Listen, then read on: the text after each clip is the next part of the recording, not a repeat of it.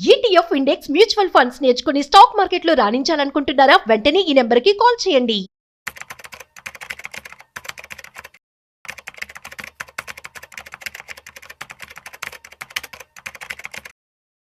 Equities అంటే ఏంటి? ఈక్విటీస్లో ఎలాంటి లాభాలు ఉంటాయి, నష్టాలు ఉంటాయి, అదేవిధంగా రిస్క్స్ ఎలా ట్యాకిల్ చేయాల్సి ఉంటుంది.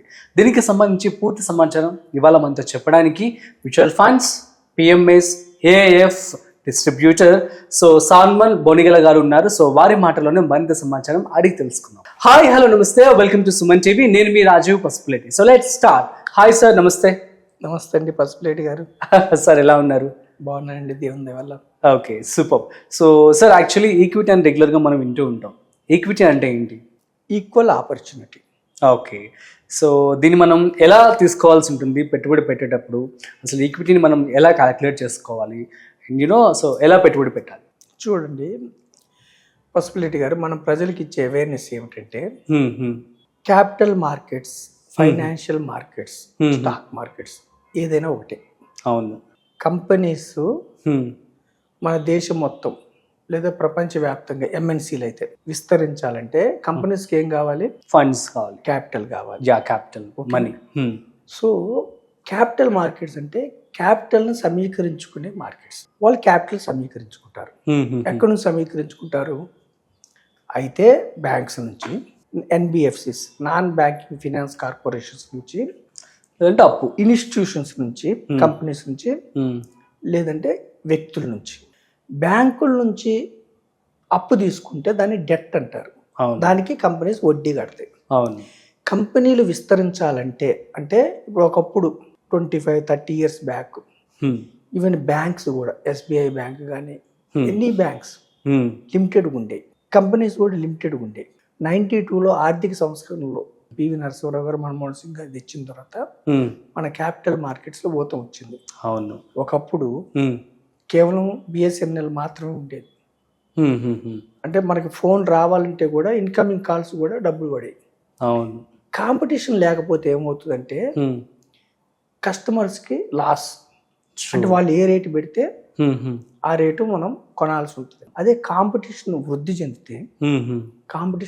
చెందితే ప్రజలకి ఉపయోగం. కాంపిటీషన్ వల్ల ప్రొడక్ట్స్ కానీ సర్వీసెస్ కానీ అందుబాటులోకి వస్తే ప్రజలకు తక్కువ రేట్లు దొరుకుతాయి. 92 తర్వాత సరళీకరణ, ఆర్థిక సంస్కరణలో భాగంగా క్యాపిటల్ మార్కెట్స్ అభివృద్ధి చెంది. క్యాపిటల్ మార్కెట్స్ అంటే ఇప్పుడు కంపెనీస్ రెండు విధాలుగా డబ్బు సమీకరించుకుంటాయి. ఒకటి ఏమన్నాం, డెట్ అన్నాం, అప్పు తీసుకుంటే అప్పుకు గాను వీళ్ళు వడ్డీ కట్టాలి. అవును.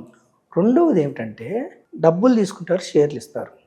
పబ్లిక్ ఆఫర్ చేస్తూ ఫస్ట్ టైం కంపెనీలు లిస్ట్ అయితే దాన్ని మనం కంపెనీలు ప్రజలకు కానీ సంస్థలకు కానీ షేర్లు ఇస్తే ఫస్ట్ టైం దాని ఇనీషియల్ పబ్లిక్ ఆఫర్, ఐపీఓ, మొదటిసారి. అంటే వాళ్ళ కంపెనీ విలువను బట్టి సెబీ దగ్గర దరఖాస్తు చేసుకుని ఎంత రేటు పెట్టాలి ఏమిటని ప్రాస్పెక్టస్ సెబీ దగ్గర తీసుకుని ఇస్తారు, ఐపీఓ. తర్వాత ఇంకా ఒకసారి కంపెనీ షేర్లు ఇచ్చిన తర్వాత ఇంకా షేర్లు ఉండవు. సో తర్వాత మనం ఇప్పుడు ఎస్బీఐ కానీ, హెచ్డిఎఫ్సి కానీ, బజాజ్ కానీ, మారుతి కానీ ఇవన్నీ మీరు యంగ్ డైనమిక్ ఇప్పుడు ఎప్పుడో వచ్చింది ఐపీఓకి. ఇప్పుడు మీరు షేర్ కొనుక్కోదలుచుకున్నారు, మీకు ఇప్పుడు కంపెనీ ఇవ్వదు కదా. సో సెకండరీ మార్కెట్ అంటే కొన్న వాళ్ళు అమ్మాలి. అవును, అవును. అని సెకండరీ మార్కెట్. సో కొన్న వాళ్ళు అమ్మితేనే. అయితే మరి ఇప్పుడు ఈక్విటీస్ వల్ల లాభం ఏంటి ప్రజలకి? ఏమిటంటే ప్రజలు డబ్బు పే చేస్తారు, ఇస్తారు. అంటే ఎప్పుడైతే కంపెనీ షేర్ కొన్నారో వాళ్ళు permanent owner of that company, legal owner of that company. ఒక్క షేర్ ఉంటే కూడా మీరు లీగల్ ఓనర్. సరే, ఓనర్ అయితే ఏమిటి లాభం? ఓనర్ అయితే రెండు విధాల లాభాలు ఉంటాయి. ఫస్ట్ థింగ్, ఒకటి క్యాపిటల్ అప్రిసియేషన్. అవును. మీ యొక్క కంపెనీస్కి లాభాలు వచ్చి మీ షేర్ వాల్యూ పెరిగితే పెట్టిన క్యాపిటల్ అప్రిసియేట్ అవుతుంది. దీనికి రివర్స్ కూడా ఉంటుంది. సపోజ్ మీరు కొన్న కంపెనీస్ లాభాలు లేక, నష్టాల్లో, అడ్మినిస్ట్రేషన్ సరిగా లేక నష్టాలు వస్తే మీ డబ్బు తగ్గిపోతూ కూడా ఉంటుంది. ఓకే. కొన్ని కంపెనీస్ లక్షల కోట్లైన కంపెనీస్ ఉన్నాయి. ఇన్ఫోసిస్ కానీ, టీసీఎస్ కానీ, విప్రో కానీ, హెచ్డిఎఫ్సి కానీ, బజాజ్ ఫినాన్స్ కానీ, ఏషియన్ పెయింట్స్ కానీ, ఓకేనండి, హీరో కానీ, మారుతి కానీ కొన్ని కోట్లైన కంపెనీస్ ఉన్నాయి, కొన్ని జీరో అయిన కంపెనీస్ కూడా ఉన్నాయి. అవును. సో ఈ ఓనర్ అయితే మీకు అయితే క్యాపిటల్ అప్రిసియేషన్ వస్తుంది లేదా క్యాపిటల్ లాస్ వస్తుంది ఎప్పుడు మీరు అమ్ముకున్నప్పుడు. రెండవది ఏమిటి, లాభాలు వస్తున్నప్పుడు బోర్డ్ ఆఫ్ డైరెక్టర్స్ కూర్చొని, కంపెనీస్ లో బోర్డ్ ఆఫ్ డైరెక్టర్స్ ఉంటారు ప్రతి కంపెనీకి. బోర్డ్ ఆఫ్ డైరెక్టర్స్ కూర్చొని ఒక షేర్ కి ఎంత లాభం మంచాలి, ఎవ్రీ 3 months ఒకసారి, 6 months ఒకసారి, 9 months ఒకసారి, yearly once board of meeting జరుగుతుంది.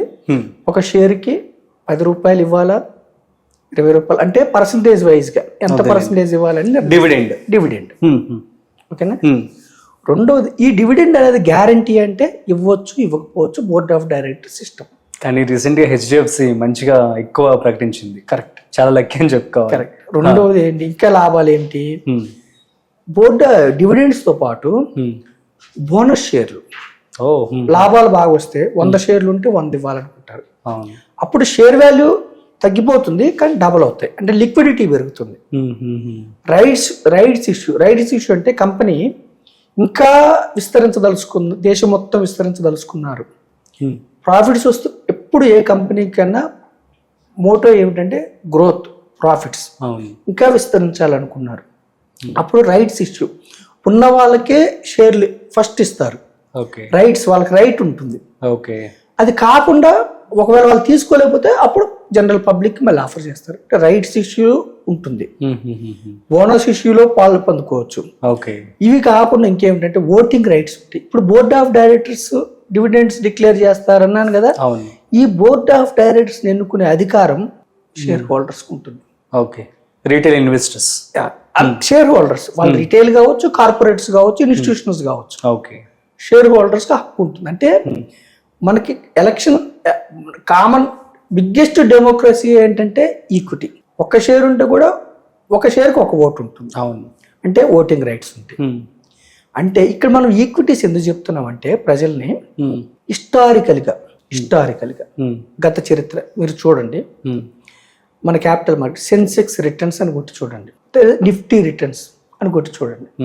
హిస్టారికల్ గా సంప్రదాయబద్ధమైన ఇన్వెస్ట్మెంట్స్ కంటే, సంప్రదాయబద్ధమైన సేవింగ్స్ కంటే, ఇన్వెస్ట్మెంట్స్ కాదు సేవింగ్స్ కంటే, అంటే ఎఫ్డీలు కావచ్చు, ఆర్డీలు కావచ్చు, real estate, gold. Real estate పర్వాలేదు, ఎఫ్డీలు, ఆర్డీలు, స్కీమ్స్, గోల్డ్ కంటే, సుకన్య సమృద్ధి కంటే, ట్రెడిషనల్ ఇన్సూరెన్స్ పాలసీస్ కంటే ఈక్విటీస్ మన దేశమే కాదు ప్రపంచవ్యాప్తంగా అవుట్ పెర్ఫార్మ్ చేస్తున్నాయి లాంగ్ రన్ లో, షార్టర్ పీరియడ్ లో కాదు. సో ఈక్విటీస్ అర్థం ఏమిటంటే కంపెనీస్ లో ఓనర్షిప్. ఓనర్షిప్ కి మీకు లీగల్ కంపెనీకి ఓనర్ అవుతారు మీరు. సో లాభాలు ఏమిటంటే మిక్కిలి క్యాపిటల్ అప్రిసియేషన్ అయ్యే అవకాశం ఉంది, డివిడెండ్స్ రెగ్యులర్ ఇన్కమ్ వచ్చే అవకాశం ఉంది. నష్టాలు ఏమిటంటే మీరు చూజ్ చేసుకున్న కంపెనీస్ ఒకవేళ జీరో అయిపోతే మీ డబ్బు సున్నా అయ్యే అవకాశం ఉంది. లేదు ఒక్కొక్కసారి జీరో కాదు, పెరగకుండా ఉంటే మీరు పెట్టిన ఇన్వెస్ట్మెంట్ 5 ఏళ్ళు, 10 ఏళ్ళు, 15 ఏళ్ళు పెరగకుండా కూడా ఉండే అవకాశం ఉంది. అందుకని మన దేశంలో 140-150 కోట్ల మంది ఉంటే కూడా తక్కువ శాతం మంది, అంటే స్టాక్ మార్కెట్ మీద దురభిప్రాయంతో డబ్బులన్నీ పోతాయి అనుకుని తక్కువ శాతం మంది ఈక్విటీస్లో వస్తున్నారు. అయితే ఈ ఈక్విటీస్లో ఏ విధంగా వస్తే ప్రజలకు మేలు కలుగుతుంది, ఏ విధంగా వస్తే ప్రజలకు నష్టం కలుగుతుంది అన్నది మనం మరో ఎపిసోడ్లో చూద్దాం. Definitely sir, thank you so much. So guys అర్థమైంది కదా, సో ఈక్విటీ గురించి చాలా చక్కగా వివరించారు సాల్మన్ గారు. సో మరొక ఇంట్రెస్టింగ్ కాంటెంట్ తో మళ్ళీ కలుద్దాం. అంతవరకు చూస్తూనే ఉండండి సుమన్ టీవీ.